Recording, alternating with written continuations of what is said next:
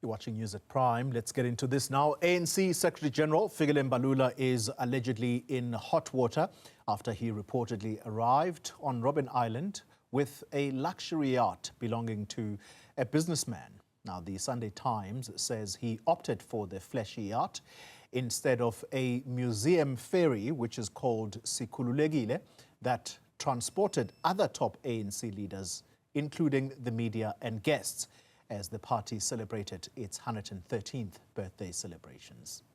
Well, political analyst Sandile Swana joining us now for some analysis of what we saw yesterday. Mr. Swana, good evening to you and thank you for your time. This was a moment for the ANC to reconnect with the people of Cape Town, Khayelitsha to be exact, and did they do just that based on what you saw? Thank you so much, Tony, and good evening to your viewers. Certainly, on the back of the story to the Robben Island, where Fikile Mbalula, the Secretary-General of the African National Congress, took a luxury yacht to Robben Island rather than the one that all tourists, perhaps even international tourists to that island use, is actually a spit in the face of the people of Khayelitsha, especially the deprived African and colored majority in that province. Now, what it signals to us is the continuing tendency of crass materialism, where our leaders in South Africa, in the cabinet also, are more concerned about pampering themselves. Mbalula is not the first time that he has been sponsored for luxury by a businessman. There was a trip to Dubai at another occasion, things that the people of Khayelitsha and the black majority of the Western Cape are not accustomed to, whilst he was a sports minister, as I seem to recall.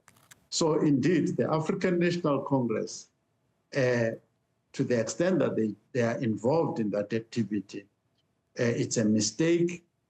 It's a continuation of the carelessness with which they've treated the black majority in the Western Cape and in South Africa as a whole.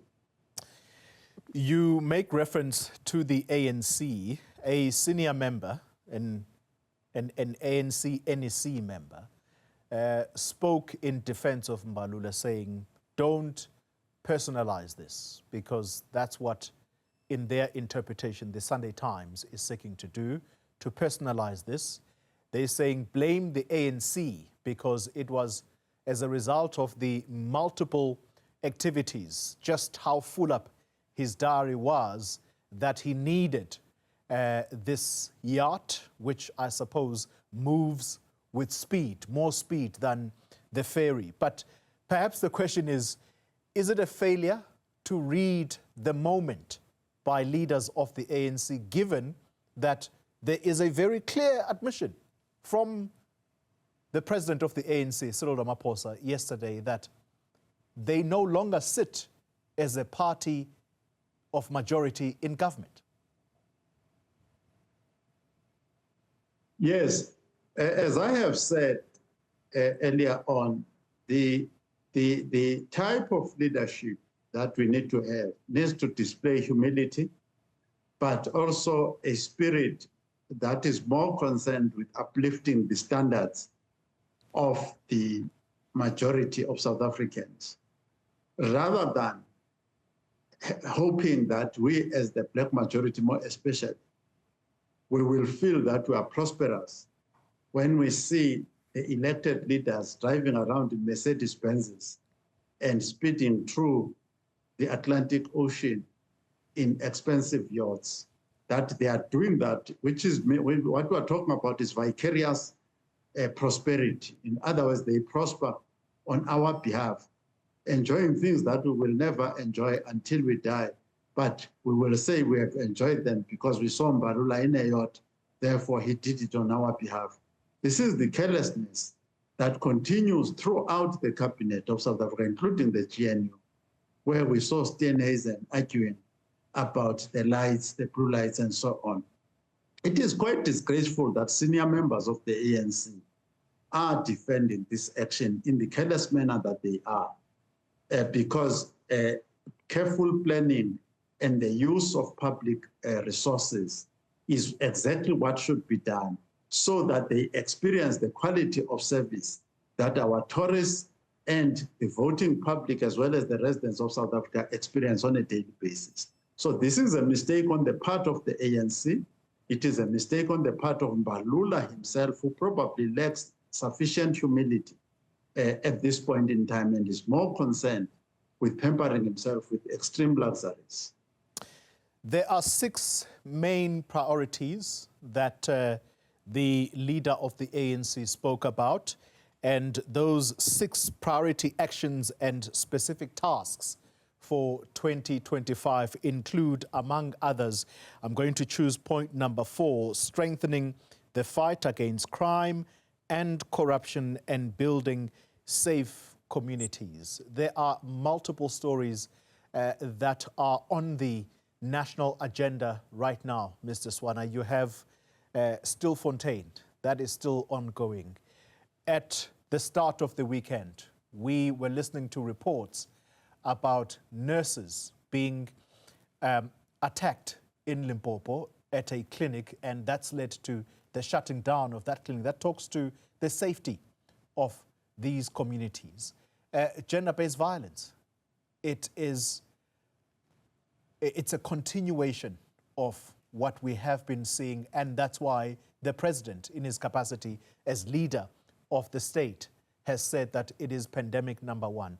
Are all of these attendant issues really a priority, as these suggest, that these are 6 priorities that must be attended to in the year 2025? When people read such stories, is it easy to believe leaders of the ANC, or perhaps does it suffer a credibility crisis? The ANC has got a credibility crisis. The credibility crisis comes from the fact that if you took the similar statements for the past 15 years, you will find the same issues. If you meet any senior comrade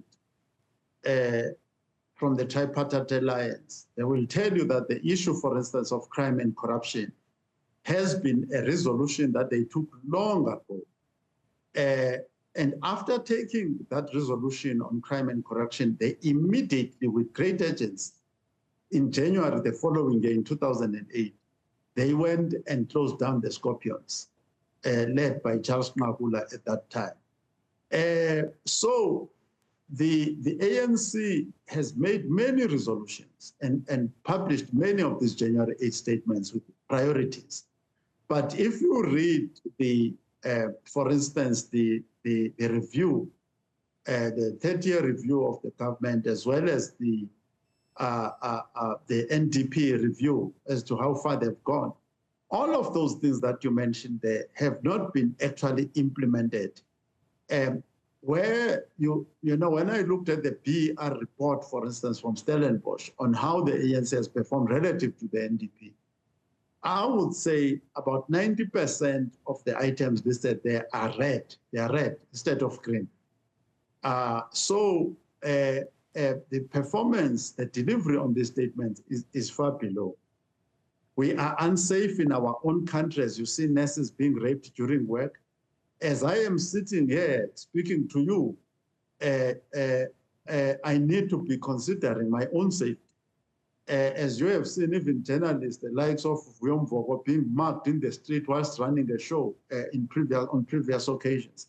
So we are not safe in our own country. But when it comes to the priorities, the ANC, especially in the period of Jacob Zuma and Cyril Ramaphosa, had set unthinkable records of unemployment, where unemployment was at about 4 million in 1994, was sitting above 12, about 12.2 million today.